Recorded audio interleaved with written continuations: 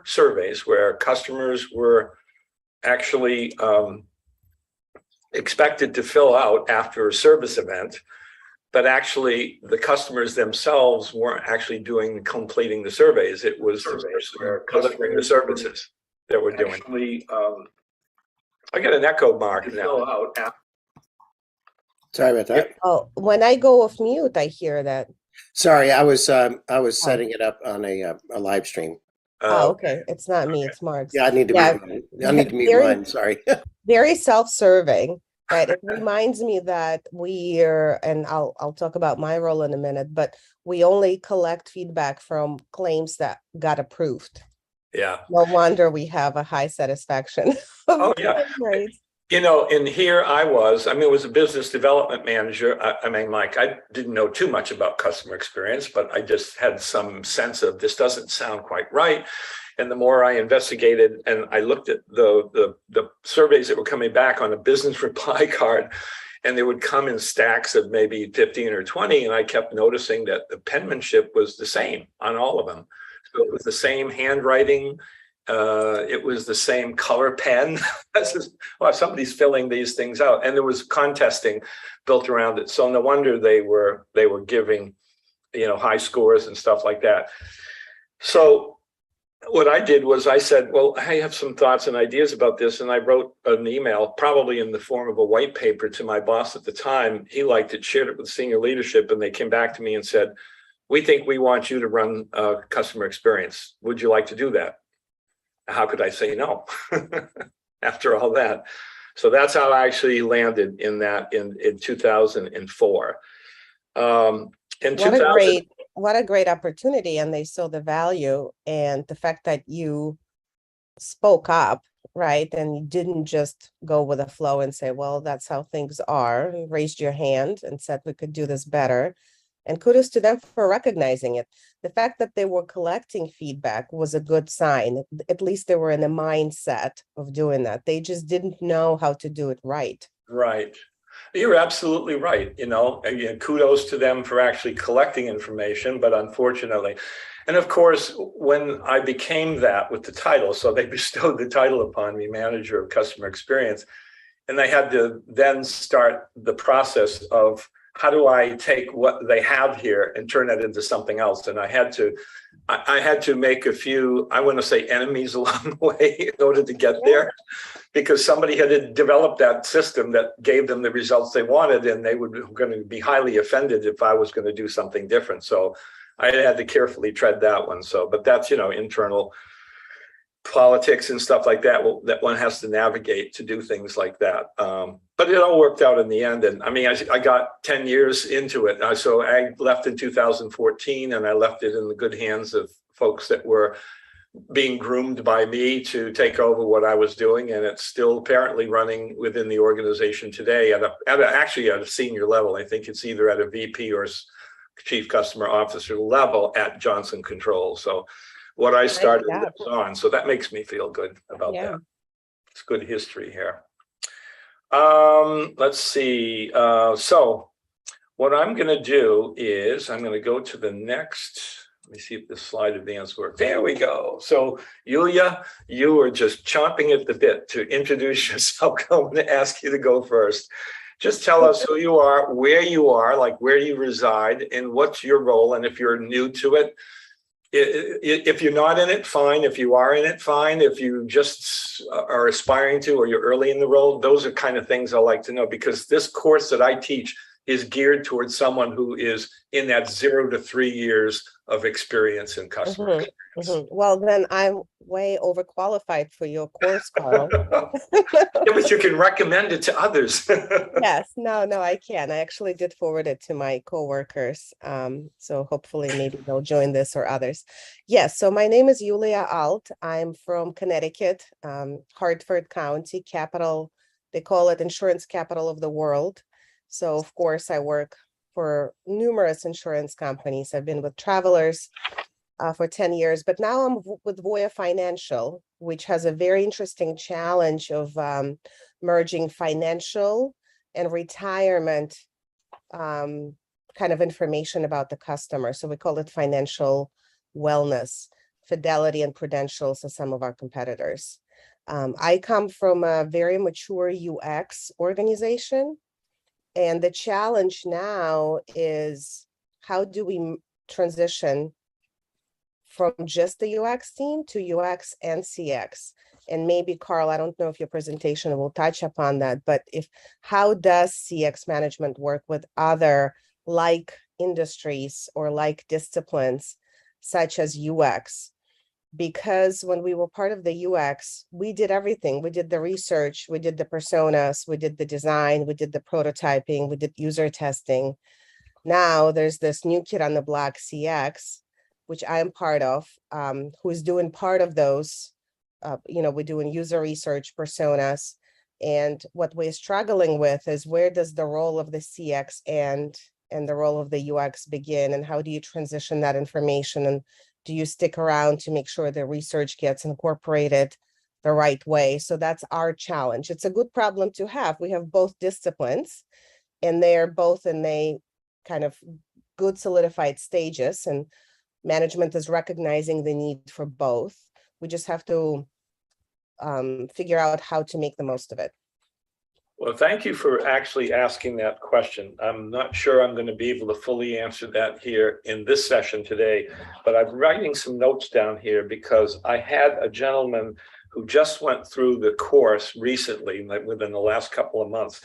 This gentleman has many years of experience in UX and is trying to move his career in a CX direction. So he's faced with exactly what you're saying right there, exactly the same issues and the same questions.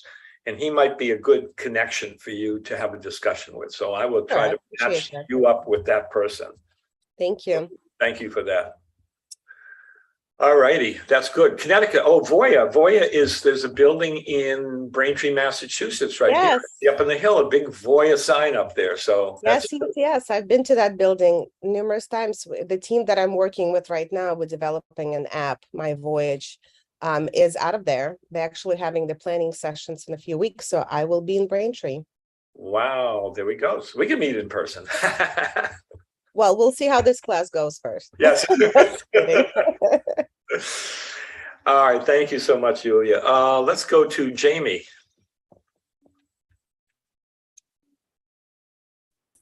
Good morning. Sorry, I was just looking for that mute. Good morning. My name is Jamie Pryke. I am in Washington, D.C. I work for a local telecom company that's been in business for about 25 years, going through some organizational changes, expanding our products and services at the helm of a new CEO who is dedicated to client experience. I report directly to him, but I am very new in the role. I've always had a passion for client experience, and it's shown in every role that I've had, actually throughout my whole career, but I've never done it in a formal capacity. So I'm really just trying to learn as much as possible to establish a great and successful program within the organization. So that's why I'm here. Well, you're in the right place, Jamie. Thank you for that. Thank you. I'm the opposite of the previous person. It really doesn't matter. I've had people go through the class who are absolutely just where you are, Jamie, and then people who are just where Yulia is as well. So I'm not going to say one size fits all here, but even those with some experience in here find interesting things and new insights. You never know what you're going to learn, right? That's okay, Jamie. Nobody's perfect. Thank you. Although some people think they are, but nobody is. Thank you. Let's go to Erin. Good morning, everyone. Can you hear me okay? Oh, yeah. All right. My name is Aaron Fulkerson. I am actually in Elizabethtown, Kentucky. So if you know where Louisville and the Derby runs, I'm about a half hour from there. I am currently a project manager with a company, and we actually do retail management software for the telecom industry. So Jamie, we're kind of running the same circles from the telecom industry. Before this role, I was in a CX role with a telecom regional carrier here in Kentucky. Verizon acquired that, and so I made a little shift. But customer experience is something near and dear to my heart. I've done that for years, and actually being immersed in more of a CX focused role when I was at that telecom carrier, just continue to drive that passion. So I've probably got 2.5 years experience related to CX specifically. So just looking to continue to expand my knowledge and hopefully help my company, who's also working to continue to create great experiences for our customers and focused on building that philosophy as well. Well, thank you, Aaron. So you're kind of somewhere in between Yulia and Jamie. Yes, I am. That's great. And you're in that 0 to 3 years. So this is targeted towards just right to you. Yep. Okay, let's go to Bridget. Hello, everyone. My name is Bridget. Can you hear me? Yes, I can. All right, great. So my name is Bridget Murugi from Kenya, Nairobi. So the reason for joining this summit was because I'm in a tech company whereby we are a startup. And now you're trying to get a way in which you're going to ensure that our customers have a great experience with our software. I'm currently the head of customer support.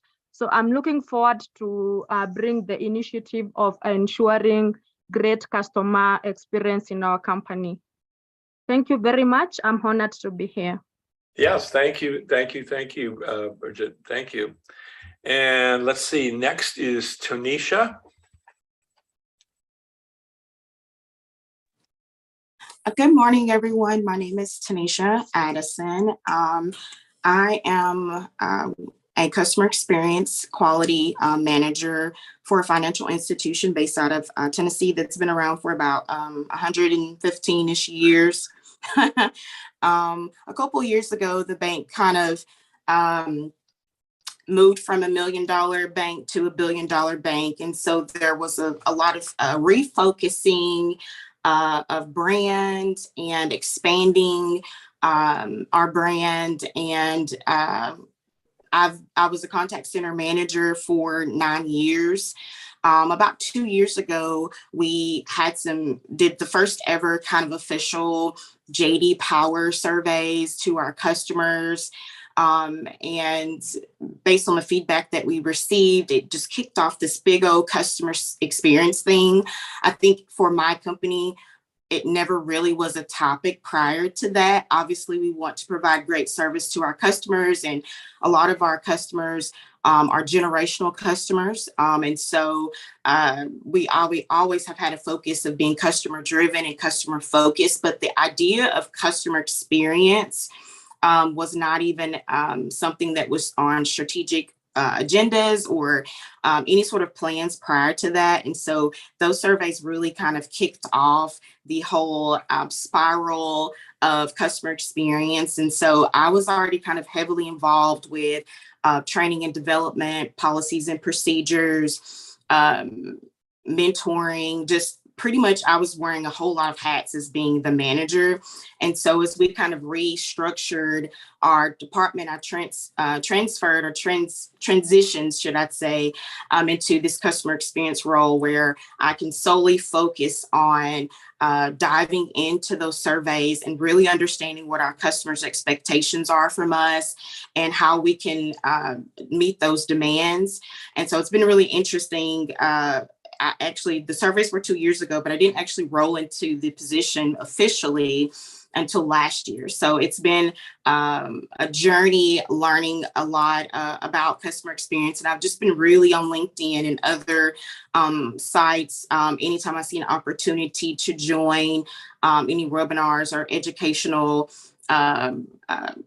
webinars or just anything that can help me just be the best that I can be in my role, I definitely want to take opportunity of that. So that's why I'm here today.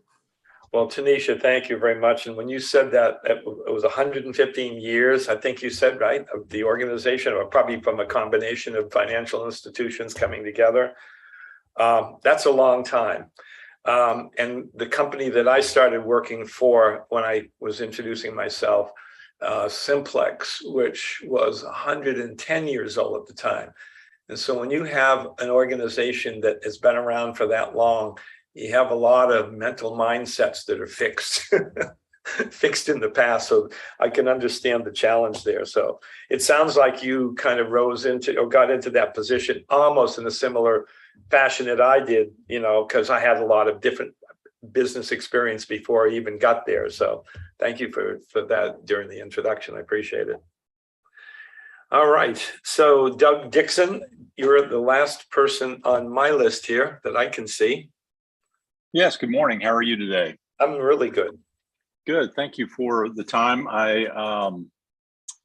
From Dallas, Texas. I've been in commercial and private banking my whole career. About, I guess, 2 years ago, I retired from my position. This was time to reevaluate. I knew I wasn't finished working yet, but took a couple of years which was helped by the pandemic, but just to evaluate what I've liked about my career and what I wanted to do going forward, and really got focused on client experience. In my career, I've managed more on the sales and relationship management side in private and commercial banking.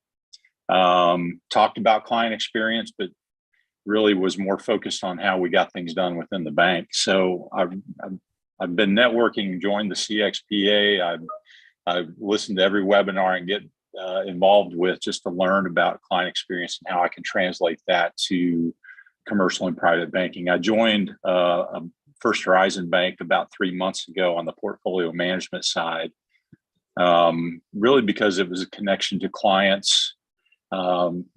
Also knowing that I wanted to continue to pursue knowledge on the client experience side and how I could use that in my career going forward. So I'm really I'm on the 0 to 3 year spectrum for sure. I'm just like a sponge, learning everything I can and how that translates to what I do. Well, I appreciate that. And, we've got some banking going on here. It sounds like in fact, and I didn't say this during my introduction, but there was a period of time, I wasn't a full-time employee, was a contract employee with Eastern Bank, which is a local community bank here in the Boston area. Maybe not well known outside of the Boston area, but just enough of the B2C kind of experience that would help me contrast that to my B2B experience that all those years in businesses which sold to other businesses. So I definitely am happy that you joined us, and you were saying that you had retired in that position right now. Are you, Doug, looking to do some work in that area from a consulting perspective, or what's your thoughts? Long term, maybe. It really, what I see in the client experience side in financial institutions is a lot of focus on more of the retail side of banking, more of the online, Right. The broader market. My experience is more in the wholesale side, where it's more face-to-face interaction and sales and relationship management. I'm trying to see how client experience can translate to that side of the business. To me, it's much more hands-on, face-to-face type of surveying and understanding what's important to the client. And that's where I think my experience could translate. So, I'm not really sure where it takes me. I just know that I want to continue to pursue it. And that's really, the more I learn, the more I can see how I can find an arena where the two match, if that makes any sense. Oh, absolutely. Absolutely. Yeah. Maybe we'll find a time to chat, just you and I, sometime about that. I mean, I'd be happy. That'd be great. I see I appreciate that. Oh, absolutely. Thank you, Doug. I see we have someone else just joined us, Heather Healy. Hi, good morning. We are doing introductions. As you can see from the screen, if you can see it, who you are, where you are located physically, and what you do. Yeah, so Heather Healy, I'm located in Massachusetts area. I work for SAIC, which is a government contractor for the DoD.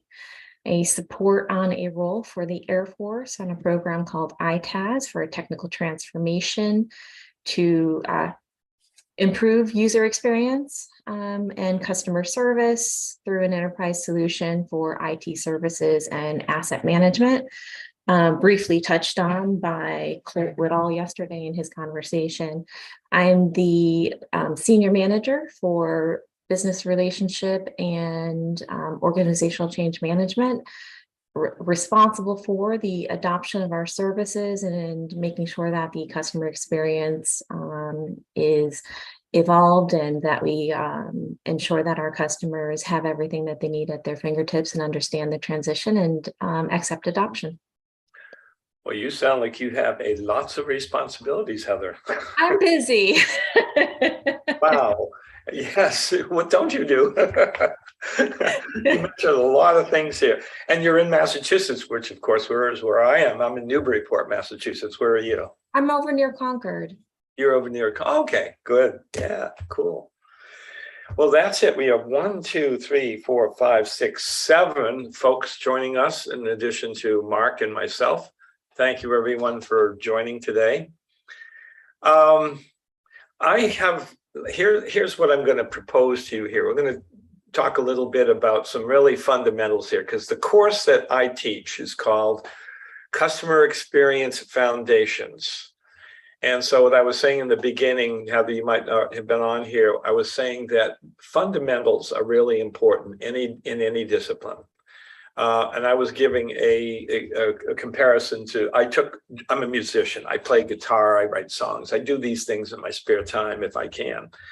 But I took drum lessons some years ago, and I thought, what I'm going to do is just buy myself a drum kit, and I'm going to get some sticks, and I'm going to have the cymbals and the drums, and I'm just going to play. It's just going to happen, right? No. I started drum lessons, and my instructor said, all you need is either a snare drum or a pad and a set of sticks. He said, for the first 6 months, that's all you're going to need. I was like, really? Well, it's because it was all about fundamentals and all about rudiments, and learning the rudiments is really essential to being competent at just about everything, including drumming. And it probably holds true for every other musical instrument on earth, and it certainly holds true here in customer experience.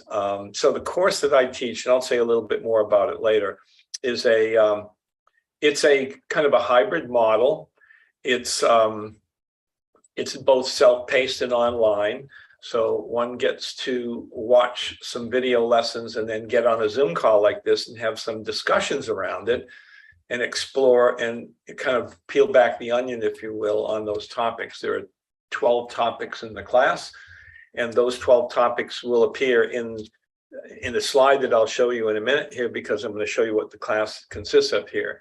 I have a slide deck here in front of me that has a total of 99 slides. And I know Mark is looking at me like, oh my God, Carl, you'll never do. You're right, Mark, I will never do that. And it's never happened in any of the other sessions that I've done either. So we're going to start kind of like very slowly in fundamentals here. And I'm going to give you the option of areas that maybe we want to delve into a little bit more. So with that, let me go here. So again, it's called Customer Experience Foundations and Certification Training. The certificate is, as you see in the lower right-hand corner over there.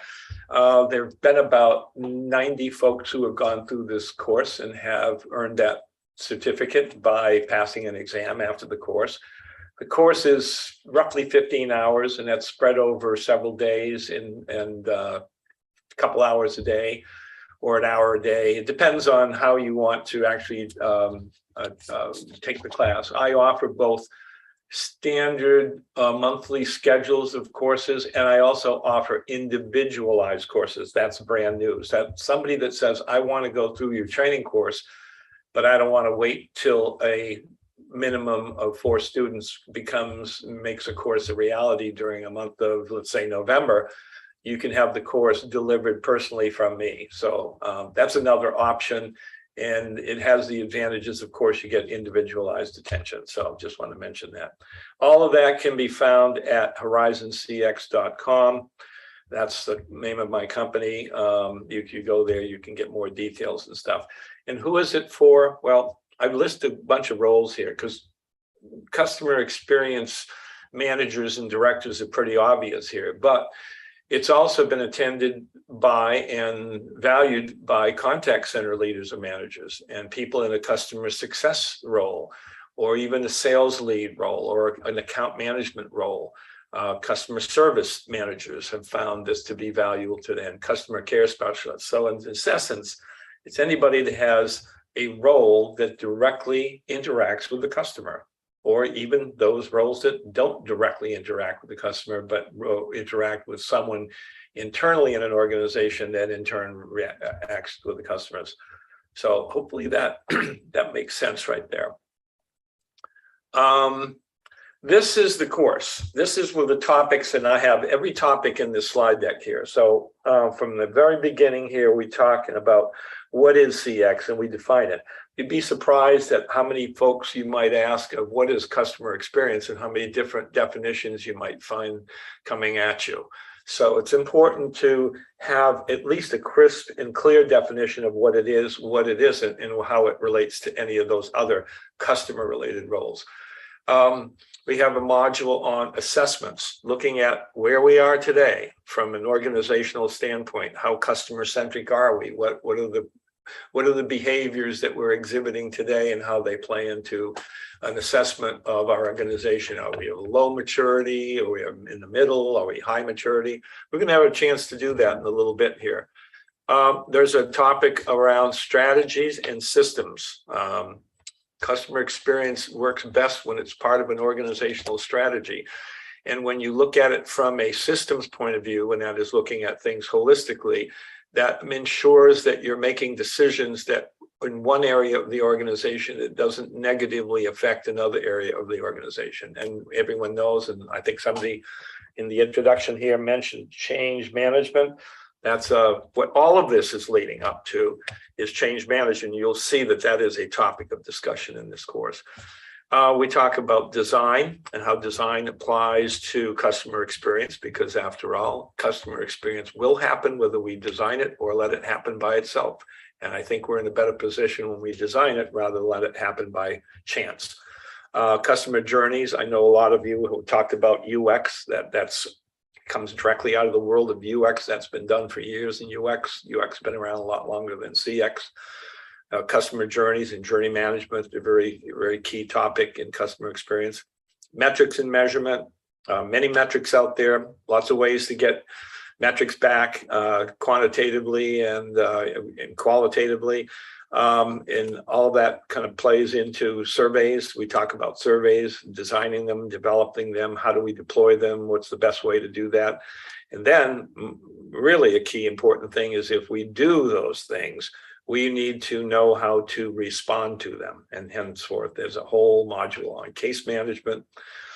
And how do we react to that? Well, how do we take care of immediate issues? How do we take care of systemic and long-term issues? And then there's a bit on analysis and reporting, because there's many ways in which we can do that, both internally and externally to the organization.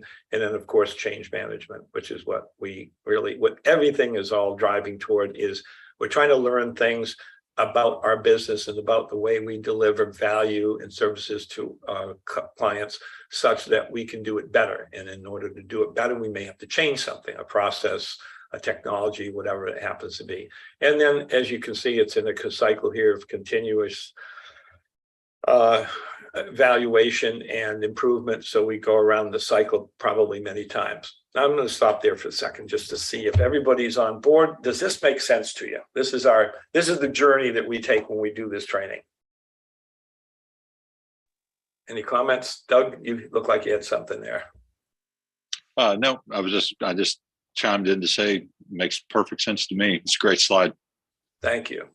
Thank you.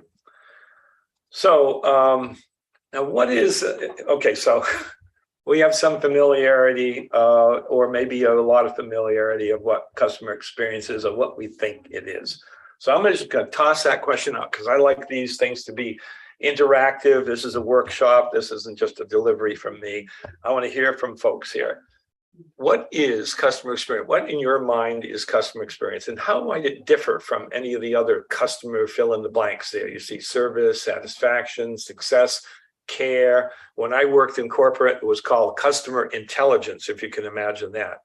The person that I worked for at the time was an ex-military person.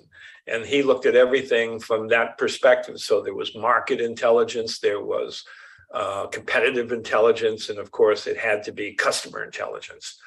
And it sounded very, dark and and suspicious, customer intelligence. Serious. Yeah, and it's, I mean, I didn't like it because the words customer intelligence make it sound like it's all about me and what I want to know.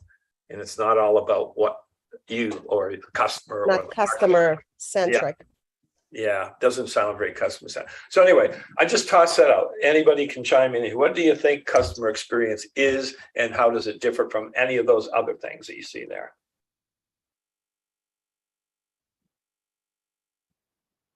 Well, I'll throw out something out. I think it encompasses all those things. To me, it's kind of it's a cultural view of our business. I think, at least from my experience, if you're not focused on clients, you're not going to be very successful in delivering any kind of business. So I think it's a cultural mindset that starts at the top and should hopefully incorporate throughout an organization that encompasses every area that's listed there. I like the words you used. I like cultural aspect. I liked mindset. Starts from the top. I like that. Yeah. Anybody else have anything to add to that? Well, I mean, I can cheat and read your next slide. You are cheating. Yeah. So, no, I mean, in our Your next slide shows. yes. Oh, it does. Oh, you know what? Let me just stop that for a second. You know why? Because I shared the wrong screen. That's what I want to share. Screen number 2. There we go. It's okay. It's okay. That's okay. Well, you're welcome, Carl. See, now we have identified a problem and we pivoted. That's right. Thank you for bringing that up. And we improved right there on the spot. There you go. And that's what customer experience is about, right? Right. To me, is you try to identify the pain points and delights that your customers have, bring them to your stakeholders, right? In our organization, CX is so hard to measure notoriously, but what we keep talking about is one of the value of our group is bringing the right people at the table and having them think about the right topics and share information between them. Maybe they wouldn't have otherwise. So that's one of kind of intangible values that we bring, those insights, and we have conversations about experiences and customers and opportunities to improve and business challenges to take on. Yeah, no, that's really, I like that. The pain points, the delights, the insights, the right people sharing information, stakeholders, including stakeholders, all important things in here. And Doug, when you said that initially, when you looked at this slide, you said, I think customer experience incorporates all those other things. I would tend to agree with you that customer experience does incorporate all these are the different roles and stuff. And for those folks that have had UX experience here, there's this question here. It could be like, why did which came first, the chicken or the egg here? But I've heard UX people say things like, well, CX is part of UX, right? But CX folks think that UX is part of CX. And I think they're both important. They both deserve equal footing. But I tend to think of CX from I think somebody said this in one's class, it was the big circle. The big circle was CX, and all these other pieces and parts fit into there. And I don't know if someone, Yulia, with a UX background and stuff, that you would agree to that, but I just thought I'd say that. Yeah. What we're noticing in our organization where we have both is UX is responsible for digital entities. So there's an app we're designing, there's a website we're updating. So those type of interactions, they take our research that CX team brings, personas, reports, readouts, competitive research, and they ultimately come up with prototypes and designs, and then they test them, they validate them, that actually hits the mark, that it validates the research or doesn't. So in that regard, UX would be a subgroup of CX, where CX is a larger umbrella. It's omni-channel. It's all the interactions with your company. And UX focuses mostly on digital, just because they have to design something, and test it. So that's how it works out with us. Yeah, no, I thank you for that. That's a really good explanation. And I wrote that down because I like that UX is really focused more on the digital entities, whereas CX is maybe we say the human entities, right? Right. All right. Okay, so the slide that we're showing before, I wanted to introduce because CXPA came and established a definition of customer experience. I think this is maybe only a couple years old right now. So when you think of CXP as having started in 2011, and maybe only in between then and 2020, did they nail down the definition of customer experience that they have kind of established. It goes to show you that there's been so much variation in what it means. But this one here, I think, is a really crisp definition.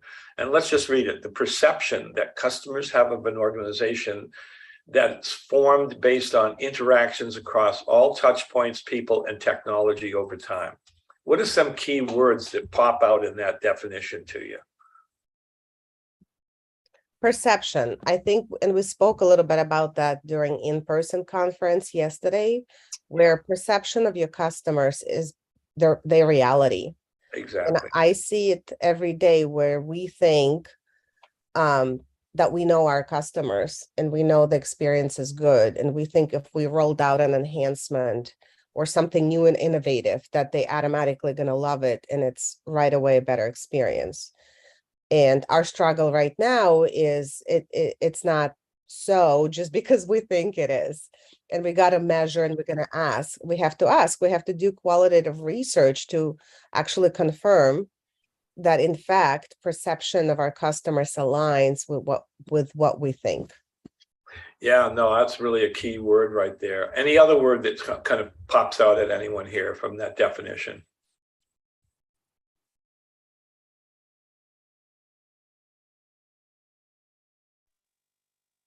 I would say interactions.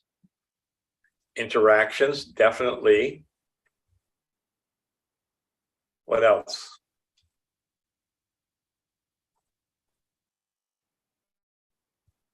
How about all touch points? What's critical about that it be about all touch points as opposed to just some touch points?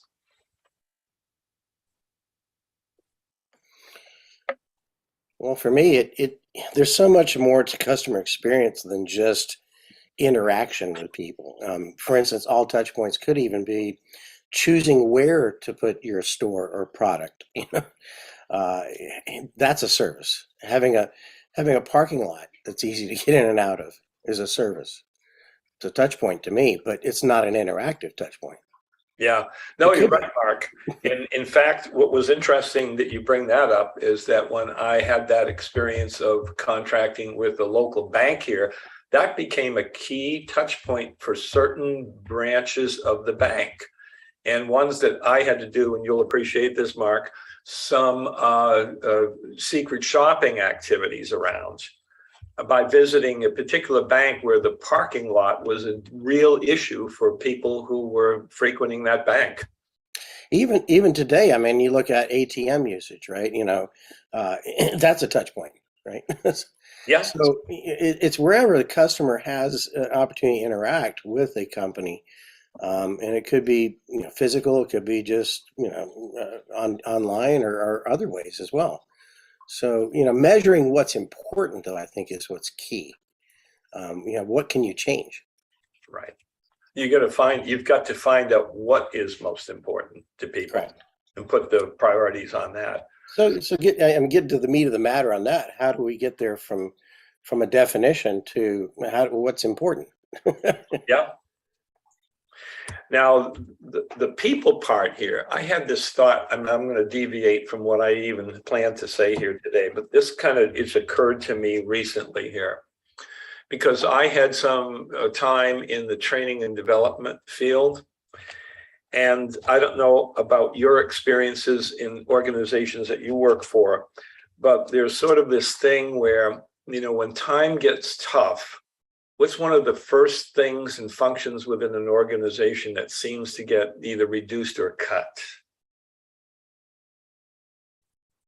And don't say CX, because that's not where I'm getting at here. What function in an organization seems to be expendable?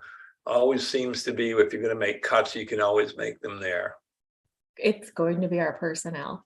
And from a change management perspective, so I have to, in my current effort, I have to look at everything from a holistic point of view. Yeah. From that change management perspective, as we look at an organization, right now we're currently at 9 installations, so we impact over 79,000 of those airmen and civilians and contractors in the Air Force right now. We're in an experiment, and not only do I have to be worried about what their perception is and how we reach out to do this change for them and make sure that they understand those changes and the impact to their day-to-day life and work so that they can get work done more easily. But I also have to look at the team that provides those services as part of our leadership effort. We have over 300 personnel on our company side supporting those airmen and guardians. And government contracts are not forever. And we have to make sure that our people are communicated with clearly, that they understand the risks involved, what we're going to do for them if we were to not continue the contract, and making sure that we're upfront and honest and taking care of their needs and concerns. So not only will they trust us more, but we'll be able to retain them. And if we can't retain them, then what's the risk to our program? And we have to be prepared for that on both sides as well. So we have to look at that human interaction, because if we take care of our people, they take care of our business. And it's a constant cycle. Ensuring that. And so when I see, across all touch points, it's a very holistic, top down, bottom up. Very nice. I like that. In fact, I'm an ex-USAF person from years ago, though. Yeah. I appreciate that. No doubt about it. I think more what I was thinking when I asked that question was, in my experience in organizations, one of the first areas that seems to get cut is training and development. And training and development typically has two aspects to it. One is, the more technical training that one needs in order to be able to function and do their particular job and role and stuff like that. And the other is more humanistic. It's more of the soft skills. I think I just heard a story just recently, and I may be speaking out of turn here, that Mass General, which is a hospital system here in Massachusetts, just laid off all of their training department. So there's an example of, again, times are tough and we need to make cuts somewhere. Those are typically, and I've seen it happen. I've been on the receiving end of that, as a matter of fact, at some times. So that's really. Yeah, and it's interesting, the parallel here in UX. When I was solely in that role, we use that often as a reason to design intuitive products. Because the pushback we hear from our stakeholders, well, we'll have training, take care of that. We'll create a manual, or we'll send our training people there, soldiers. Like, it's okay if they don't get it. We'll train them. Of course, this is a complicated product, so we will have training available. And in a lot of cases, we use that as an argument, is that training will not always be there, A, and B, you don't want user to sit there and suffer through the manual. They just want to get their job done. And that's an argument for creating intuitive, user-friendly applications. Yeah. And I wondered, this is what I was thinking here. So let's say that, the softer skills are seen as an expendable item in an organization. How do you think that translates to customer experience? What do you think the effect of that is down the line? I might be a leading question here, but that thought goes through my mind. If those folks are being, reduced or eliminated from an organization so that employees aren't honing their soft skills or learning their soft skills, how does that affect down the line from a contact center perspective or direct interaction with a customer perspective? Do you think there's a long-term effect there?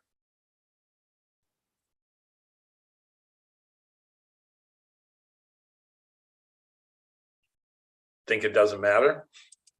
I think it has a great impact, because if we're not continuously training the people that support the customer, then they're not up to speed, or we have less individuals. They don't have the knowledge or experience to lean in and improve that customer experience. It could also impact their overall morale, which has an effect on that customer experience. And on our specific effort, we actually made the opposite decision. We kept our training in place. And if we lose individuals, we can still make sure that the ones that we retain stay trained and current. Right. Oh, that was a good call, Heather. Yeah, that's a really good one. Yeah. Yeah, another thing that emerges in our organization, something that came through the research from just talking to our users, one of the needs that we identified was this thing that we coined actionable empathy. And that is something that needs to be trained. So the product we were testing is long-term and short-term leave, such as even maternity or paternity leave, but that's a joyous occasion. But imagine you have a surgery coming up or unexpected surgery. One of the products our company provides is that benefit for you to be able to get yourself better, have a surgery, and company paying for that. So like disability benefit. And what we found from our research is that it was so transactional when people were calling before the surgery or after, trying to find out what papers need to be faxed. There was no empathy in that process at all. Our claim processing focused on get us the document by such and such date. We don't care, you don't have a fax machine, find one. Like person might be on a hospital bed. So what came very strongly is that this need for training, and not just any training, for this very unique empathy training, how you talk to them. You ask a simple question, how are you feeling today? Do you have a support you need? It's okay if you don't get us this, like, let's brainstorm about a different way you can get it to us whenever you're ready. Things like that. So this arises, this need for a different type of training we've never had in our company before, which is very transactional. Yeah. Okay. From customer experience to customer experience management, I use a different definition over here. I know CXPA has a definition too, but I kind of like this one. It comes from Gartner. The customer experience management is the discipline of understanding customers and deploying strategic plans that enable cross-functional efforts and customer-centric culture to improve satisfaction, loyalty, and advocacy. Boys, that's a packed definition if I ever heard one here. So again, keywords, what do you think are keywords in here?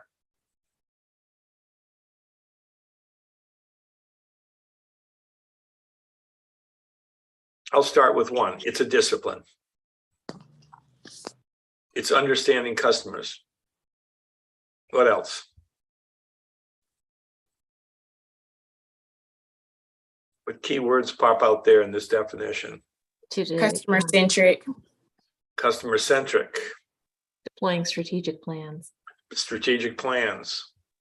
Cross-functional. Cross-functional efforts, definitely.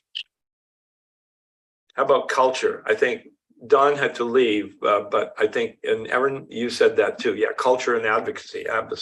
So satisfaction, loyalty, and advocacy.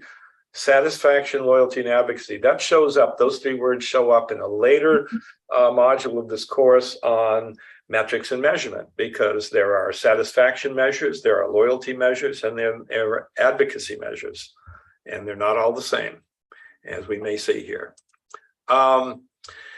Again, I'm not going to belabor this here, but I do this every now and then. If you see over on the left-hand side here, this morning I did this on LinkedIn. I typed in the word customer experience, clicked on people, and looked at how many return results do I get.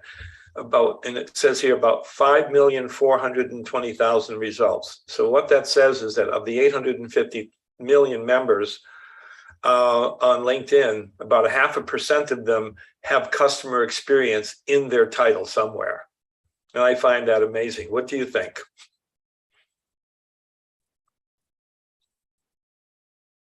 Is everybody in that role?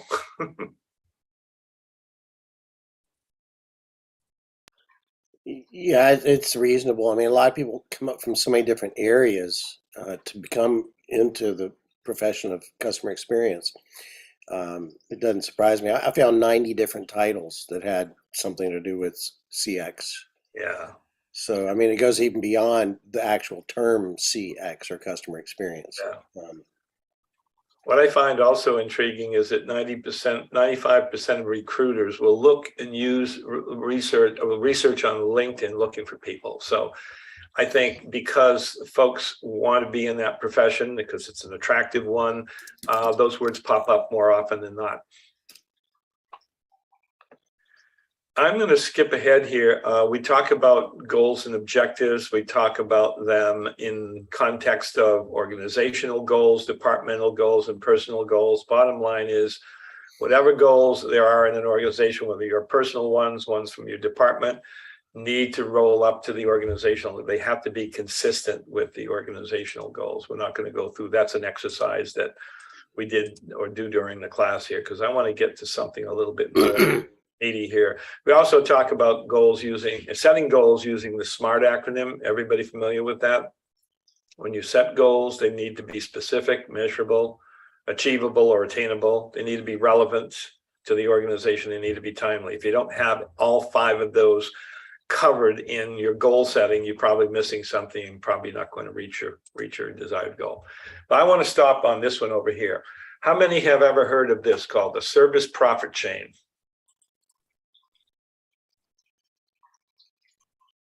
Yep. So it's okay to say you've never heard of it. Familiar. You're familiar with it, Mark. Anybody else? No. Okay, this is a good one here. Service profit chain it actually was a concept that was written. It was a book by Haskett and Sasser and Schlesinger in the late 90s here, called the service profit chain, where they looked at. In fact, what I'm going to do is talk from this slide from the right-hand side going toward the left-hand side. Organizations, I think Fred Reichheld, there was a statistic in his newest book and I forget the percentage of how many companies believe the reason they are in business is for revenue profitabilities. And so that's kind of an alarming, and it was alarming to him, of course, that's their main reason for being in business here. But I mean, I've worked for organizations that were financially driven. And of course, profitability and growth was really what it's all about. Shareholders, stakeholder values, the profit margins and stuff like that. But the service profit chain tries to back that up to say, okay, what's directly responsible for what drives profitable growth? Well, here you can clearly see that customer experience is what drives profitable growth.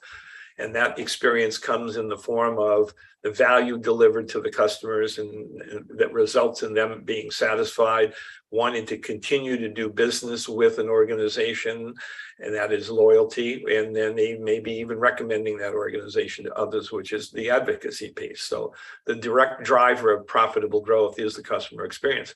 But how does the customer experience, what's the direct driver of the customer experience? Well, that's external service quality that is delivered. That's the value that is delivered to customers. How easy is it for them to do business with you?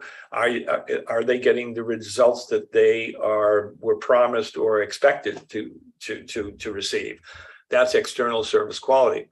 Well, what drives external service quality? Well, that's employees. So we need to make sure that we have satisfied and productive employees, and they're engaged in the business. But what's the direct driver of the employee engagement? Well, that's internal service quality, which means that we have hired the right people, we have designed the jobs in the right way, we have a reasonable or an acceptable workplace design, and we develop. We hire the right people. We develop the employees that we hire if they don't have the experience that we need here, and we have rewards and recognition systems and compensation systems, and in essence, giving them all the tools they need to serve the customers in the way they need to be served and want to be served, that drive engagement, that drive external service quality, that drives customer experience, that results in profitable growth. I will stop there. Tell me if this makes sense to you, or if it doesn't, I want to know why it wouldn't make sense to you. This has been around a long time. Let me go back here. I didn't mean to. Yeah. Flip that. This concept has been around again a while. So, and this was a key concept and a key slide in any presentations I ever made when I was in corporate. And I will tell you here that the group that seemed to assimilate this and understand this the best were frontline employees. I invite you to speculate on why a frontline employee would understand this better than a senior manager. Any thoughts around that?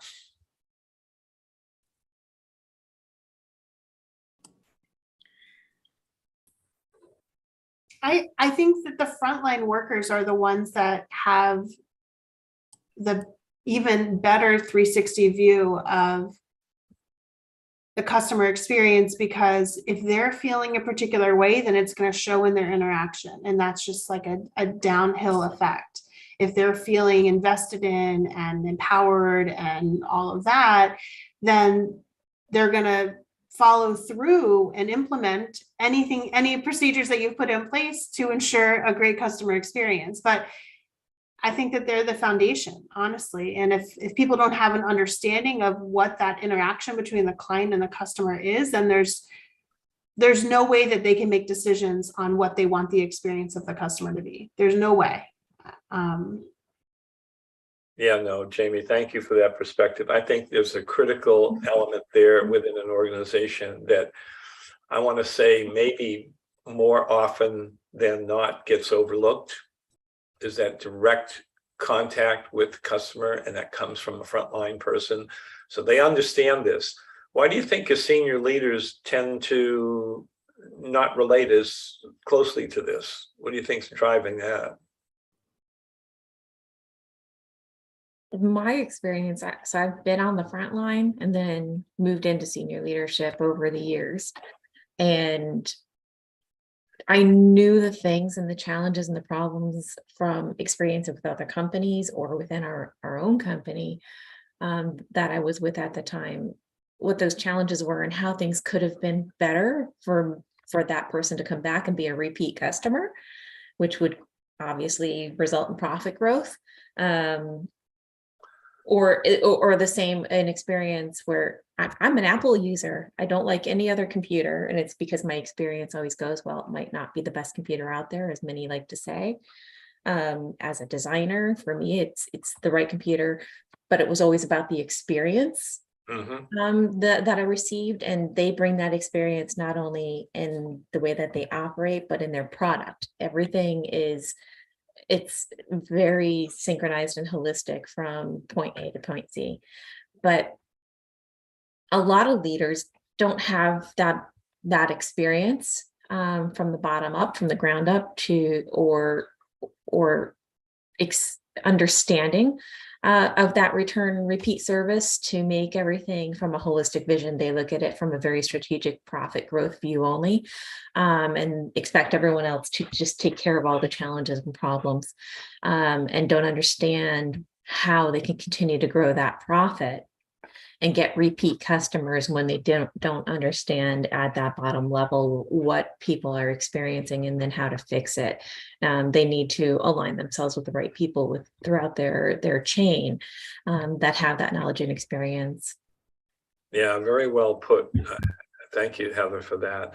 And Aaron, you had something to say here. I see it in the chat here, and I like it. Do you want to speak to that?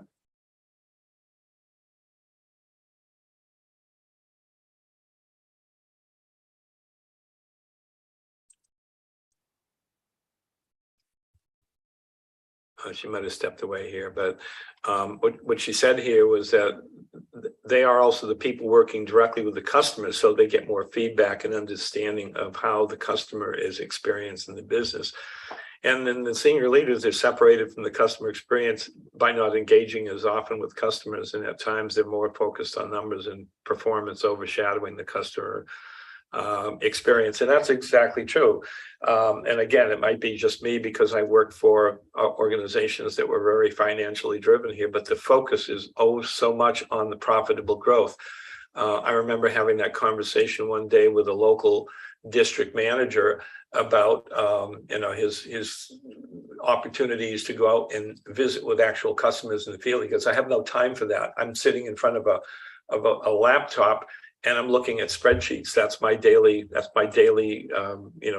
exercises here. I'm managing by spreadsheet, which I thought was pretty unfortunate here. But so again, service profit chain, been around a long time, really kind of a critical thing to think about from a customer experience perspective.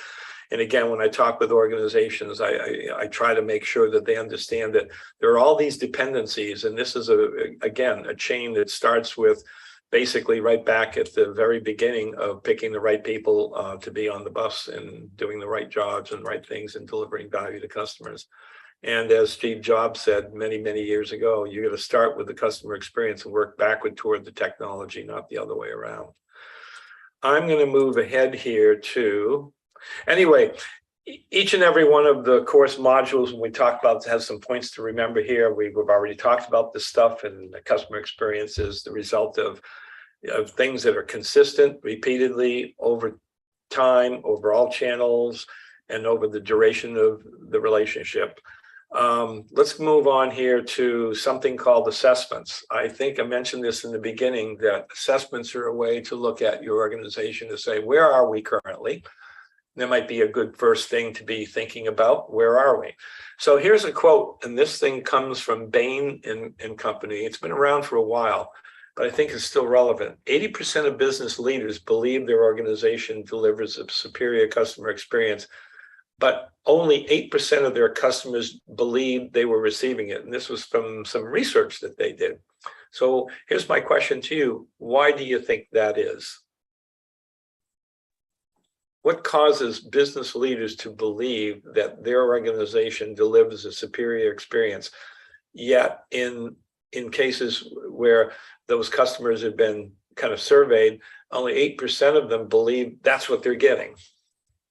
Yeah, well, I can speak in our organization.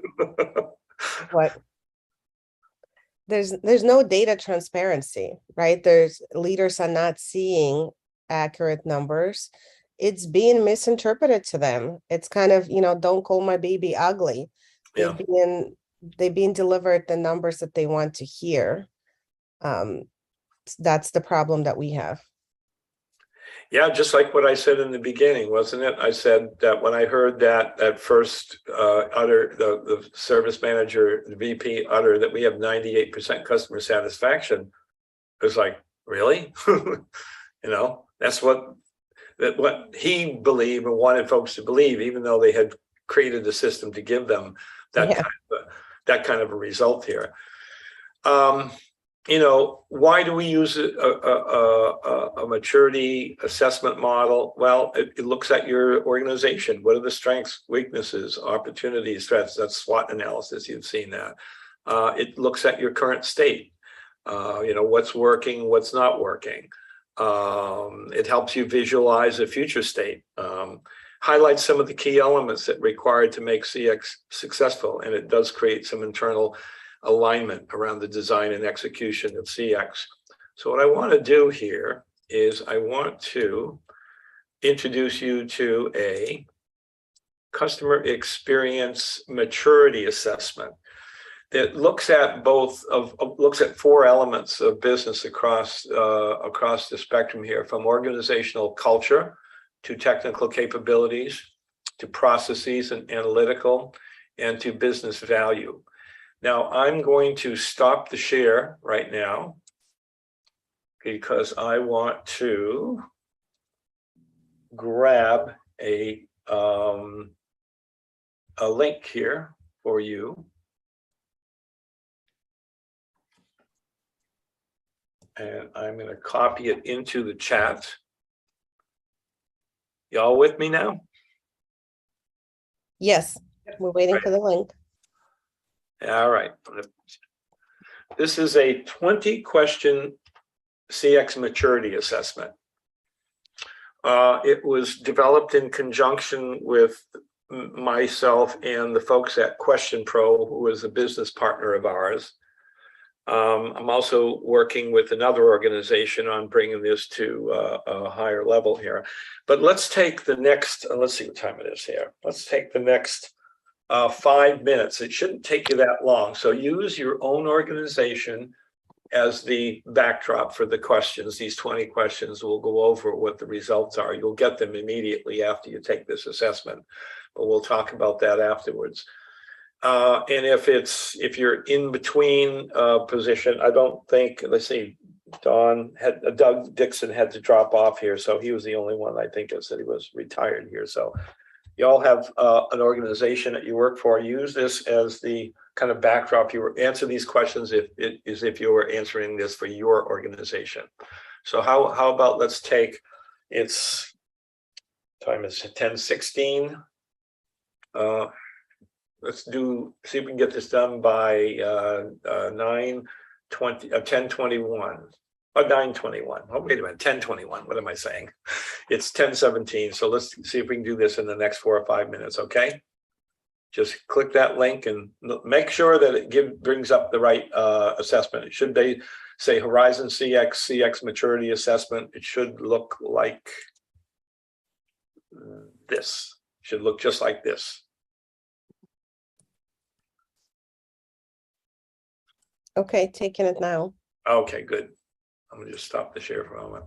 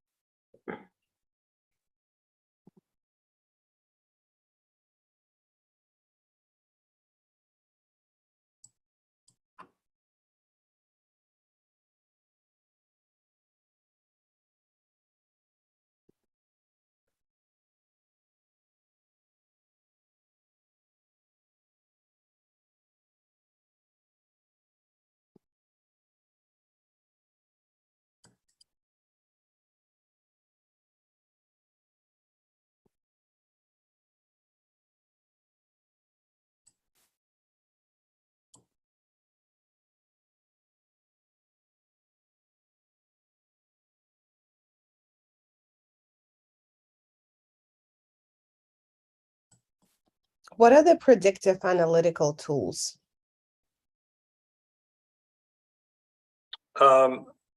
Yulia, what was the question, please? Yeah, predictive analytical tools. Predictive analytical tools. Yeah, what are some of the examples? The question is asking, predictive analytical tools are used to help prevent negative customer experience. I'm trying to think of an example of that right now, and I'm drawing a little bit of a blank here. I suppose you could say that from a survey perspective, you could use that feedback as a predictive analytical tool, because some of the questions are hypothetical. I mean, even Net Promoter is a predictable tool when you think about it, because it doesn't ask whether it's you really actually did anything. It says, well, how likely are you to do that? So that's more predictive. So it's anything that would assess what is likely to happen but hasn't actually happened. Okay, yeah, so we have surveys, so I'll answer somewhat.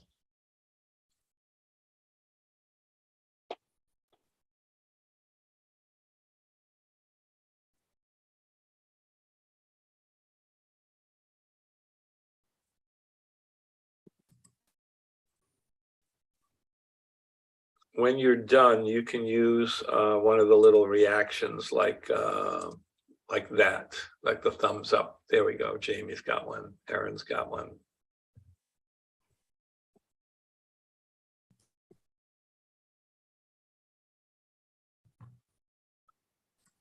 I noticed they don't stay there very long. The little thumbs uppers.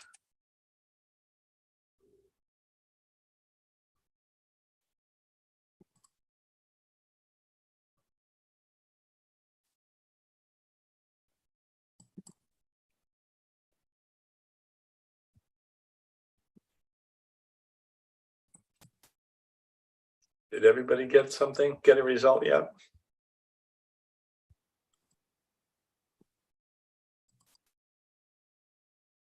Yeah, I got 62 average. All right, I'm going to go back to the presentation here. And I'm going to share screen again. And while you're doing that, the challenge with this survey that I found, and I don't know if others can relate, is that it asks across organization, and obviously it's measuring the maturity across organization. But what I notice in larger organization, ours are over 5,000 employees, is that CX is heavily involved, but only on certain projects, right? Like on sexy initiatives, on latest and the greatest. So it's not a cross organization, but there are pockets where CX is very mature, but it's not across all. So not all projects get the same level of scrutiny from the CX perspective, if that makes sense.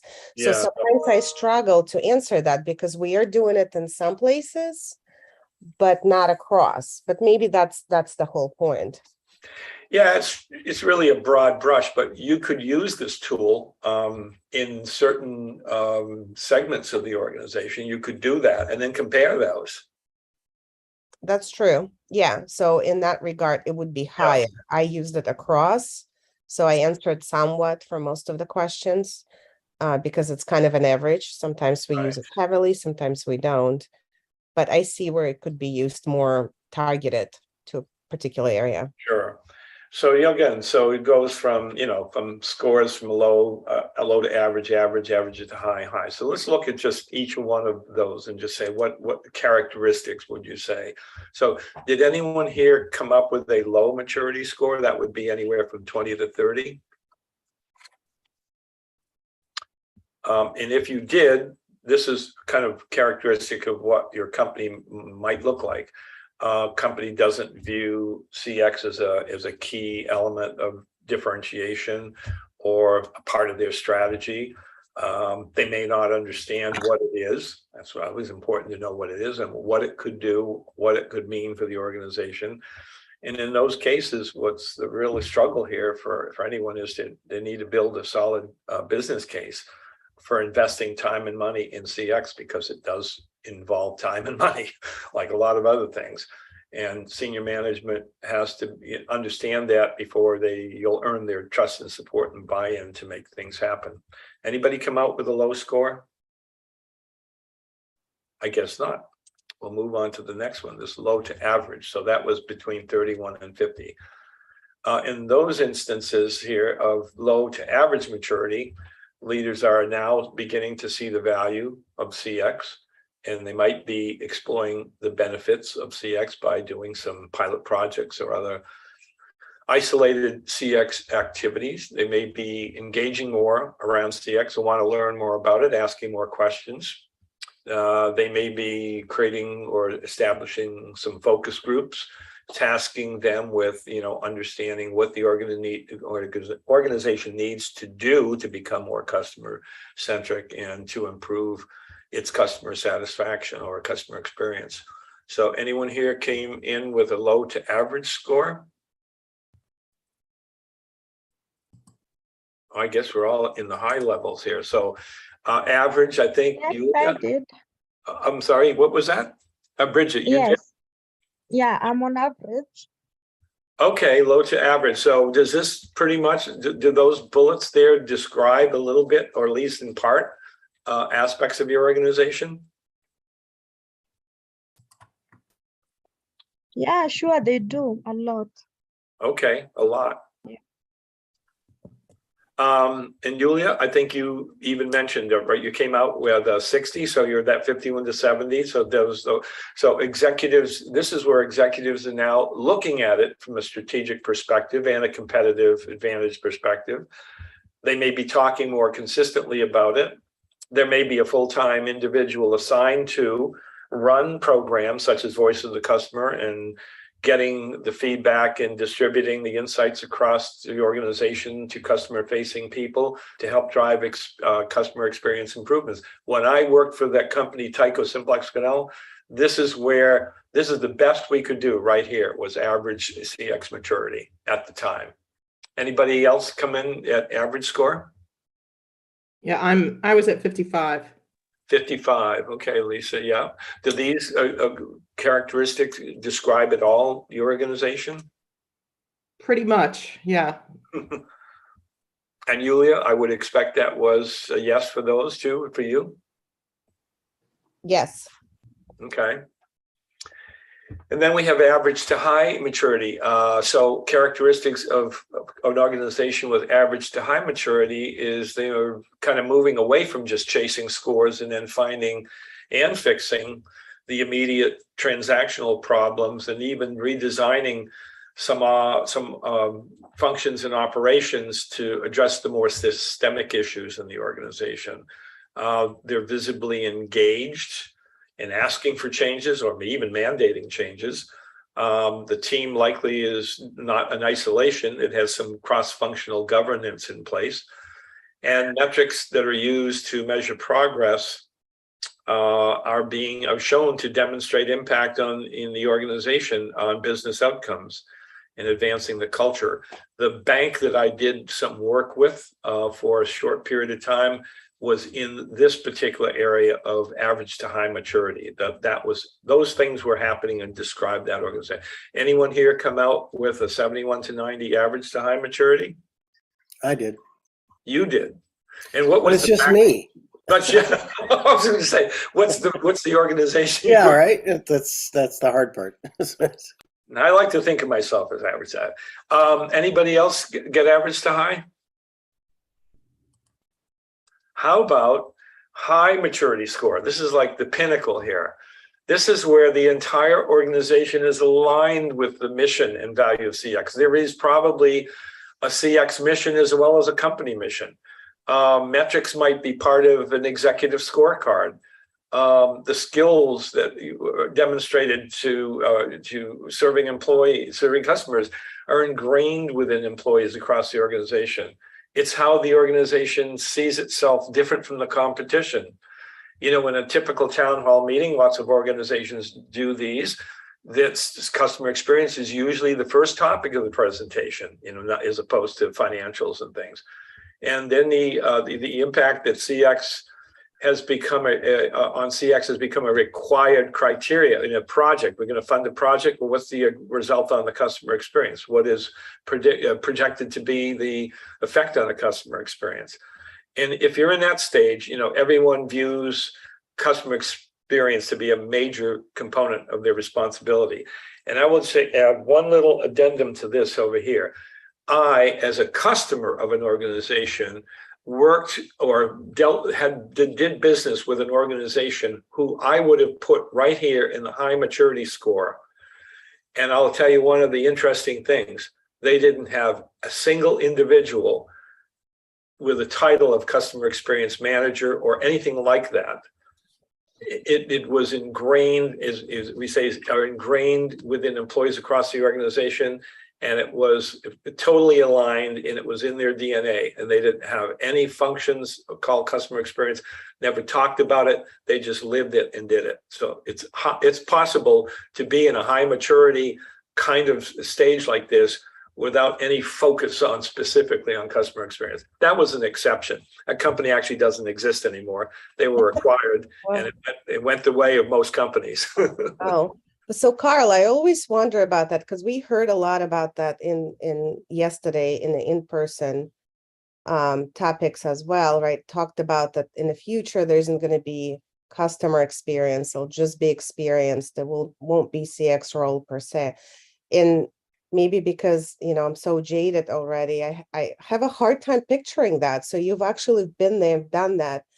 So how, if there isn't a group that's responsible for it, how is it being measured and talked about and delivered if it's not a separate role or team?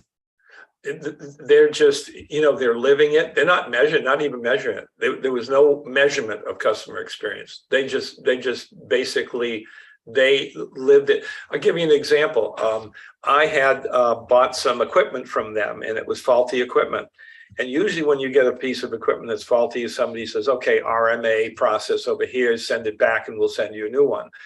And this is the kind of organization, oh my God, we can't have this. We'll send you a new one right now. Don't you want the other one back right away? Oh no, don't worry about it. We'll get it back, but we'll send you a new one out right away. That's that kind of action and activity that company exhibited. And I actually visited that organization, and you could walk through their manufacturing floor and talk to anyone on a manufacturing line and would stop and tell you exactly what they were doing and why it was important to the organization. It was just a way, it was a culture, I think is what I would say. It was a culture established from the top on down, and it was, everybody lived it. And they did all those things that the service profit chain said in there. They hired the right people, they trained the right people with the right attitude. So it was across the board. I mean, nothing else I can do to describe that, but that was an exceptional. I've never seen an organization like that since. It was one time in my whole entire career, which has been a long time. I know we're at the end of the line here, but before we leave here, I had something that I wanted to offer here. We've only scratched the surface here. I mean, this is like I said, it's a roughly 15-hour training and certification course here. I have been doing this at all the other CX forums, and I'll do the same thing here. Anybody interested in registering for and taking this course, whether it's part of a group course or it's individualized, I can do that at a 50% off of its normal price, which is $799. So roughly $400, you can take that course and go through the fundamentals all the way from, the assessments, the strategies, the design, the journeys, the metrics, the deployment and development of surveys, managing cases, reporting and analyzing and change management, all for that 50% off. I offer that for everybody who's signed up here for this. And so what I need you to do is just put your email address or I guess LinkedIn profile, if you will, in the chat there. That way I will know who you are and give you that offer. I'll also send you a video lesson free of charge. So there's something to be had here. I'll give you one video lesson free of charge. It might tickle your interest here. And now you're talking. Nice hook there. Good job.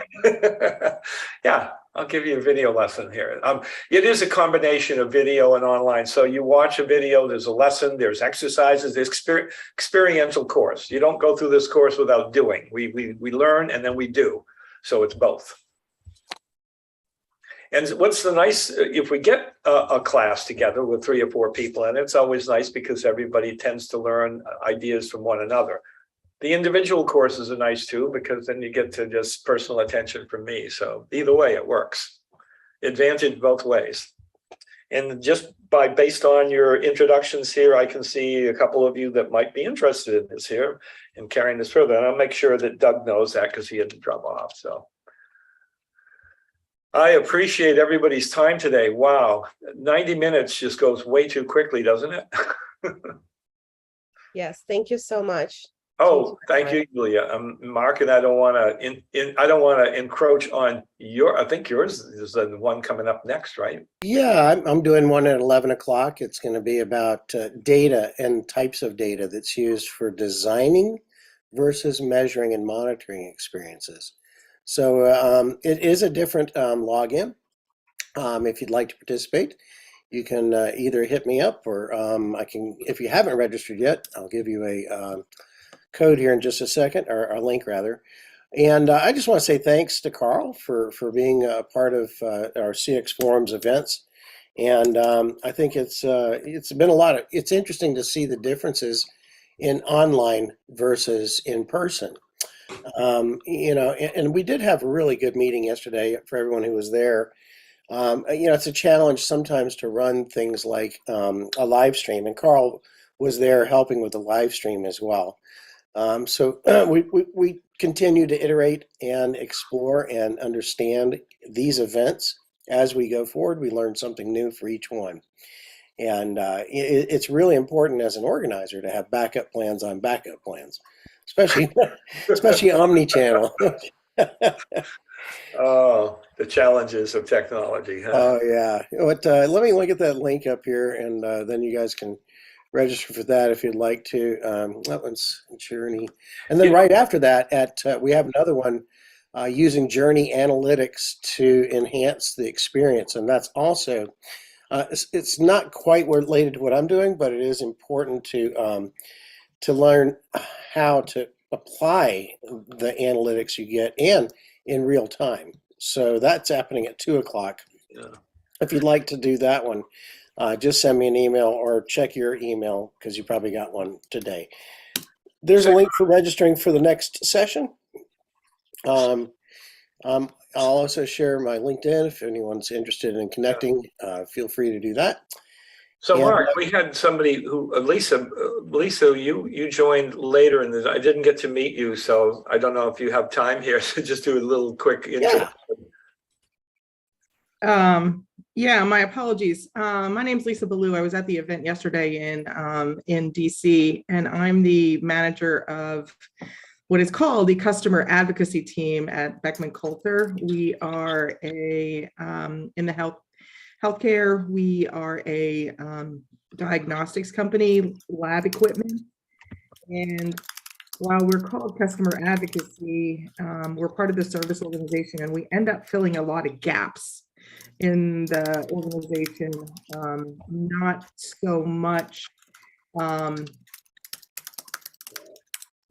We're resolving problems more than we are looking at the experience in its totality. So we're a young team. This is our 3rd year, and we're getting better. And so part of me being engaged in this and looking at the CX world is to learn some of the fundamentals and get more well-grounded so I can have a broader impact on our organization. Yeah.